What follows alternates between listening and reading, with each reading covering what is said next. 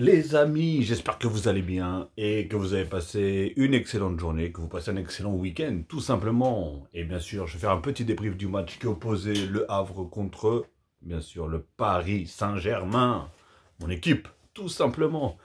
Mais avant toute chose, comme d'habitude, n'hésitez pas à liker, à commenter. Je me ferai en tout cas un plaisir de répondre si vous commentez, hein, si bien sûr il n'y a pas d'insultes. Et si ce n'est pas encore fait, abonnez-vous en masse et cliquez sur la petite cloche en bas à droite pour avoir toutes nos notifications une fois que je mettrai une vidéo en ligne. Ok les amis? Bon bah écoutez, hein, victoire, 3 points, 2-0 pour le Paris Saint-Germain. Mais Donnarumma, mais qu'est-ce que tu fais mec? Qu'est-ce que tu fais? Pendant un certain temps, quelques matchs, tu nous as sauvés. J'avoue, tu nous as sauvés. Parce que l'équipe était en perdition, l'équipe partait en cacahuète totale. Et toi, tu nous as sauvés. Et là, ça fait 3 matchs de suite que t'enchaînes boulette sur boulette. Contre Monaco, boulette. Mais il y a eu la victoire au bout, donc ça va. Contre Newcastle, boulette. Il y a eu match nul, on n'a pas perdu. Donc déjà, tant mieux. Et c'était quand même en Ligue des Champions. Mais là, mon gars, t'es nul au pied. Tu te permets de sortir tellement loin de ta surface. Tu fais 8 mètres 30 de hauteur. Je comprends pas. T'es venu. Je sais pas, je sais pas ce que c'était ton projet. Je sais pas ce que tu voulais faire exactement. Mais mec, t'es complètement passé à côté de ton geste là. Tu lui as arraché la tête presque. Au gars, tu lui as arraché la tête. Qu'est-ce que tu fais, mec? Oh là là. Affreux. Mais bon, en tout cas, voilà. Derrière, des fois on dit c'est un mal pour un bien, comme on dit. Bon, il a pris un rouge, un direct, donc là, je sais pas combien de matchs il va prendre. Mais, bon, déjà, il y a une chose que je comprends pas, c'est qu'il y a eu hors-jeu. À la base, il y avait hors-jeu, mais et je comprends pas, normalement, le carton rouge n'est pas valable. Après, ils ont dit que apparemment, même s'il est hors-jeu, vu le geste qu'il a fait ultra dangereux. Après, c'est bizarre un peu aussi, hein, parce que t'as l'impression qu'il regarde pas du tout le joueur, en fait. Et le joueur, il apparaît, et du coup, mais comme je vous ai dit, il fait 8 mètres, le gars, de hauteur. Donc, juste, il lève un peu la jambe, il est déjà au-dessus de nos têtes, à tous. Donc, ce que je vous dis, bon, bref, en tout cas, voilà, il prend un rouge, il sort. Malheureusement, qui c'est qui prend, et qui c'est qui prime sur cette terreur de Donnarumma? Barcola, le pauvre. Pour une fois qu'il était titulaire, bah, du coup, je crois qu'il a même pas touché un ballon, parce que Donnarumma, il s'est fait expulser à la 10e minute. Bon, donc déjà, je tenais quand même déjà à féliciter les deux équipes. Il faut dire ce qui est, féliciter les deux équipes, parce que le Havre, très bonne équipe. Franchement, ils ont très très bien joué, j'ai trouvé. Et d'ailleurs, on a gagné, mais niveau football et niveau construction, pour moi, ils étaient plus forts que nous. Réellement, ils étaient plus forts que nous. Sauf qu'à la finition, parce qu'ils auraient pu ils auraient même pu gagner le match, hein. Franchement, on faisait ce qu'ils auraient pu gagner le match. Mais voilà, en tout cas, à la fin, à la finition, ils ont un peu merdé. D'un côté, ils ont merdé. D'un autre côté, on a eu la chance d'avoir un gardien qui remplace Donnarumma. Le gars, c'est Dalsim, c'est Ter Stegen, ou je sais pas ce qu'il c'est, mais incroyable ce petit jeune. Mais je vais en parler. Je vais en parler juste après. Mais oui, voilà, franchement, le Havre, félicitations en tout cas. Ils ont fait un très bon match. Euh, ils peuvent sortir de ce match-là, en tout cas, vraiment avec la tête haute, même s'ils ont perdu 2-0. Hein. Et que dire? Et voilà, ils ne sont pas engouffrés en défense, etc. Et comme j'ai dit, hein, franchement, s'ils n'auraient pas raté toutes leurs occasions, ils auraient pu gagner ce match-là, réellement. Hein. Et maintenant, le PSG. On va commencer par le gardien. Bah, Donnarumma, je ne vais pas en parler, il a joué que 10 minutes. 10 minutes pour faire une cagade comme il a fait là, franchement, incroyable celui aussi. Je vous ai dit, en fait, Donnarumma, c'est l'extrême en fait. Il n'y a pas de juste milieu. C'est soit il va te faire un match tellement raté, des bourdes à tout va, ou soit il va te sortir un match, mon gars, tu sais même pas d'où est-ce qu'il sort ses arrêts. Donc voilà, c'est Donnarumma, tout simplement. Enfin bref, et là, je vous parlais du jeune qui est rentré. Alors je sais pas du tout c'est quoi son nom, je vais pas regarder. Mais déjà, au niveau du pied, il a l'air plus fort que Donnarumma. Déjà, premièrement, déjà. Le gars sort. Déjà, j'ai l'impression il rassure un peu sa défense. Parce que je vois qu'il sort, bonne prise de main, etc., etc. Même j'ai vu sur une frappe à un moment, paf, il l'arrête et tout. Non, franchement, nickel. Et après, vous avez vu les arrêts qu'il a fait. Des arrêts réflexes. Après, au bonheur, la chance, comme on dit, c'est peut-être la chance du débutant, il n'y a pas de souci. Peut-être qu'il t'a sorti le match de l'année et derrière, il va enchaîner les cagades aussi. On peut pas dire. Moi, je l'ai jamais vu, je sais même pas qui c'est ce gardien de but. Et comme Navas, à la base, je pense que c'était le deuxième Navas. Mais Navas, apparemment, a des douleurs de dos. Donc, pour remplacer Donnarumma, c'était lui. Et, euh, et franchement, il nous sauve le match. Réellement, il nous sauve le match. Pour moi, il y a deux très grands joueurs aujourd'hui. Gardien de but, hein, celui qui a remplacé Donnarumma, et Danilo. Danilo qui fait un match exceptionnel. Défensivement, le gars, il a mouillé le maillot. Hein. Franchement, il s'est donné, le gars. Ce joueur-là, quand tu joues quand même assez bas, il est très fort. Franchement, tu peux pas jouer trop haut parce que c'est un joueur qui est lent. Mais je commence à me demander même, parce qu'à la base, lui, c'est même pas du tout un défenseur central. Je me demande même si pour moi, dites-moi vous dans les commentaires, pour ceux qui supportent le PSG et ceux qui regardent les matchs du PSG, si pour vous, il n'est pas plus fort Danilo que Skriniar. Parce que Skriniar, personnellement, c'est pas un truc de ouf. Même quand il est rentré, je sais pas, balle au pied, on dirait, je sais pas, on dirait un joueur qui sait pas jouer au foot, on dirait. Peut-être c'est défendre, mais balle au pied, il est nul, j'ai l'impression. Enfin bref. Donc voilà, en tout cas, pour moi, les deux meilleurs joueurs de ce match-là, c'est Danilo et comment il s'appelle, et le gardien de but. Tout simplement. On va parler de qui maintenant? On va parler de Hakimi, ça va. Franchement, il a fait son petit match. Beaucoup d'appels, mais malheureusement, il n'a pas eu trop de... Il n'a pas eu trop de ballons, hein, j'ai trouvé. Mais sinon, ça va dans l'ensemble. Hein. Mukele, j'ai bien aimé. Mukele, ça va. J'ai bien aimé. Même Pereira aussi. Danilo, je vous ai dit, hein, franchement, au top. Et Solaire, le pauvre. Le pauvre Solaire. Lui, c'est vraiment... Ah ouais, quand ils ont inventé le mot bouche-trou, on aurait pu mettre la photo à Solaire. Hein, parce que lui, c'est vraiment le bouche-trou. Une fois, il a remplacé Hakimi à droite. Là, il remplace à gauche. Des fois, il remplace au milieu de terrain. Des fois, il est attaquant. Des fois, il est ailier gauche. Oh là là. Le pauvre. Franchement, le pauvre. Mais bon, après, écoute, si ça peut lui donner... ça peut lui donner quelques minutes de jeu, etc. Et s'il peut nous faire quelque chose de bien. Mais voilà, on a bien vu que c'était pas du tout son poste. Son poste préférentiel, comme on dit. Et...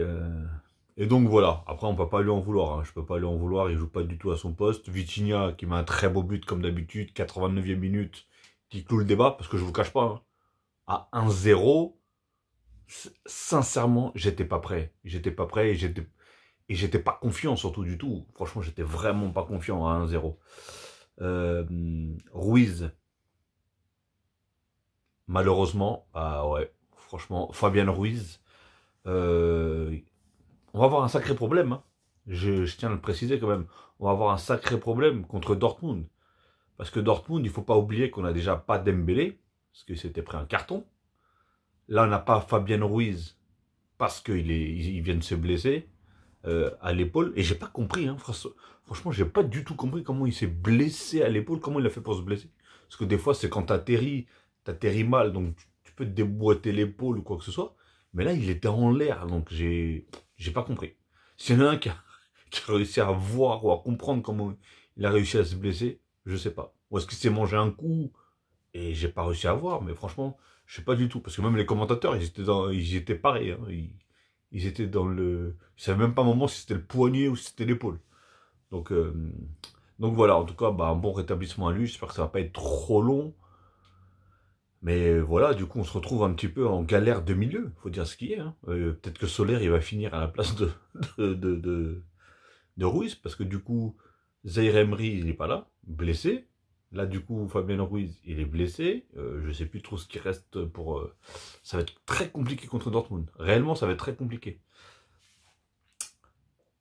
Lee. Alors, Lee, comme d'habitude, hein, voilà, c'est quelqu'un qui joue bien. Mais franchement... Et je l'ai dit dans plusieurs vidéos, hein, pour ceux qui me suivent depuis un petit moment, je le dis, franchement je le dis, c'est que il n'arrive pas il n'arrive pas à tenir plus de 45 minutes. Le gars, à partir de la deuxième mi-temps, moi personnellement, je ne l'ai plus vu. Déjà, on ne le voyait pas trop, hein. En plus, encore une fois, il prend trop le ballon, il touche trop le ballon. Il y a des fois, il peut la passer vite. On sait que c'est un grailleur de ballon. On sait qu'il aime bien toucher le ballon, on sait qu'il aime bien partir dans les dribbles, etc. Mais quand tu as l'occasion de la mettre en profondeur ou de casser des lignes, vas-y, au lieu de vouloir dribbler 500 000 joueurs pour au final retourner en arrière. Ça me saoule. À un moment, il avait... bon, après, il a tenté, bon, tant mieux, il a tenté, mais on a vu que Solaire était tout seul. Il t'a fait il t'a traversé tout le terrain pour te faire un appel sur le côté. Et au final, il ne le met même pas. Bon, bref, c'est pas grave. Après, c'est pas tout, mais voilà. Franchement, je l'ai pas trouvé... déjà depuis un petit moment, hein, que je le trouve moins... Je dirais pas moins bon, mais il apporte moins, en fait, tout simplement, dans son jeu. Alors que on voit que techniquement, il est à l'aise et que lui-même, il peut casser, il peut faire des passes extrêmement bonnes, il a une bonne vision. Mais parfois, on ne sait pas pourquoi, il fait pas de passe, je sais pas ce qu'il fait. Enfin bref. Dembélé, bah, je l'ai trouvé bon. Je l'ai trouvé bon, hein, toujours, ça vient de lui, hein, pratiquement à chaque fois les buts. Le danger vient souvent de lui. Il a failli marquer un deuxième but, enfin pas dans ce match-là, mais le deuxième but avec Paris.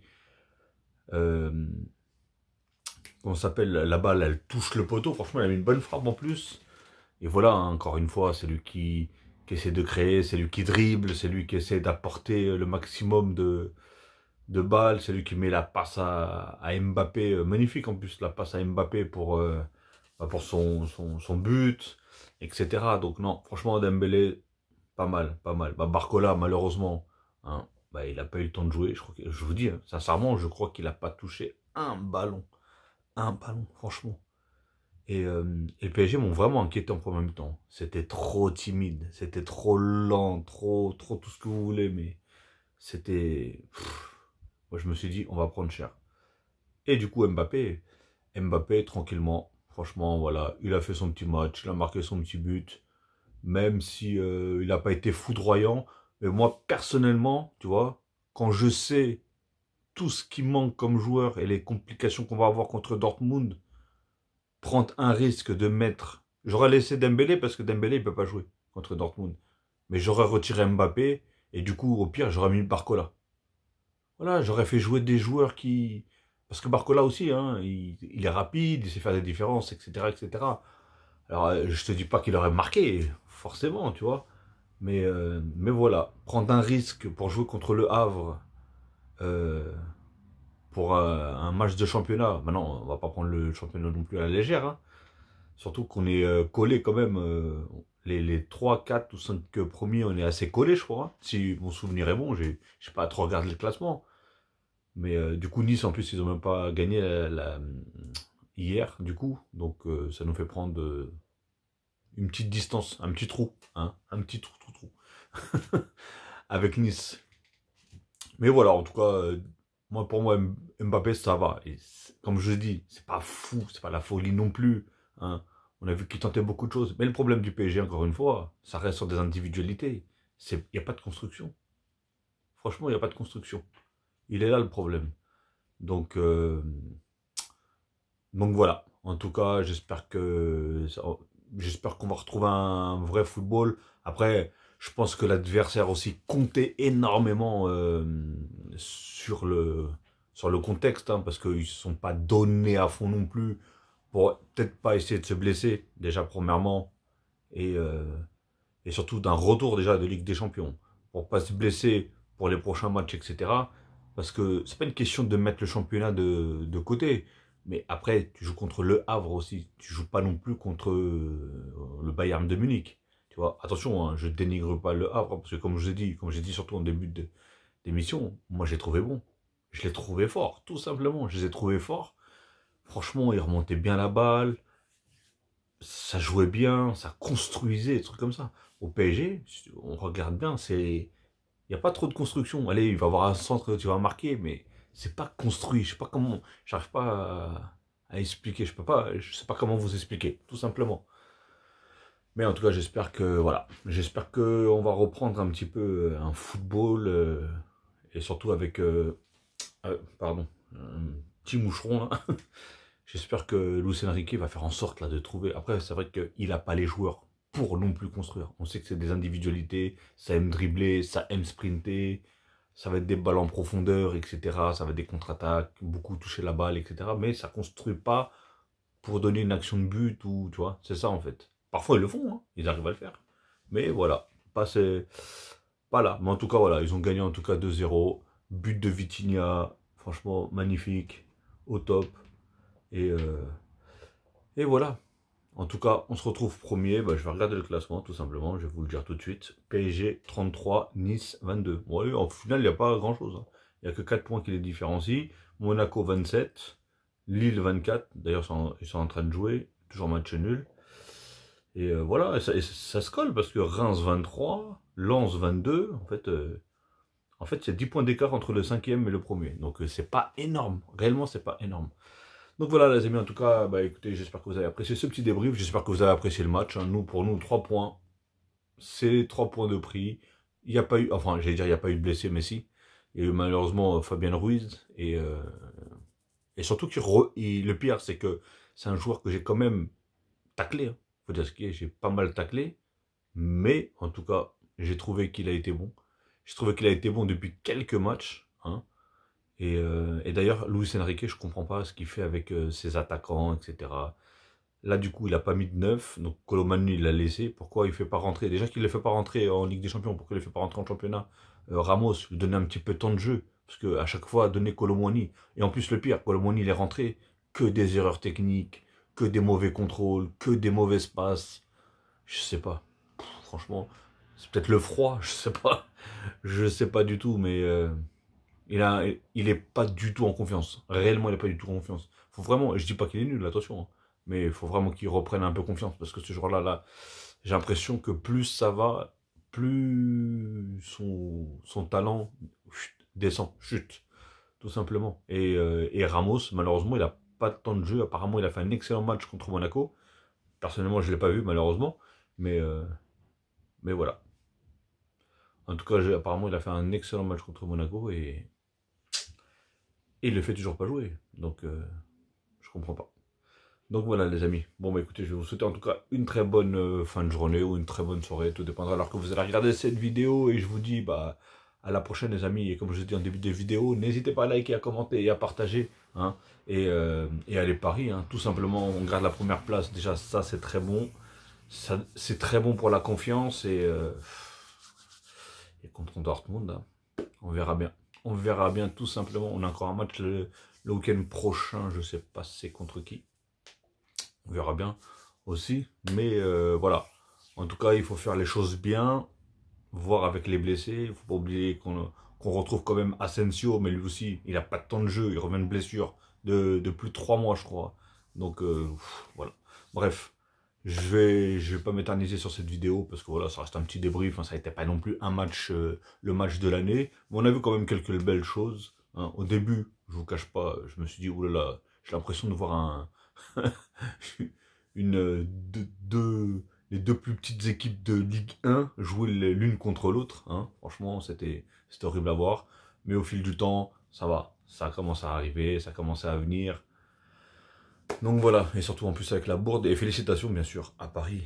À Paris déjà pour leur match, pour leur victoire. Et surtout d'avoir tenu 80 minutes à 10. Hein. Parce que voilà, hein. Heureusement qu'en face, c'était pas une grosse équipe. Et c'était pas une équipe non plus qui... Leur style de jeu, c'est d'avoir la possession. Comme nous, par exemple. Hein, avec Luis Enrique. Tout simplement. Ok les amis, allez, prenez soin de vous, prenez soin des vôtres. Et je vous dis à la prochaine les amis. Tchuss.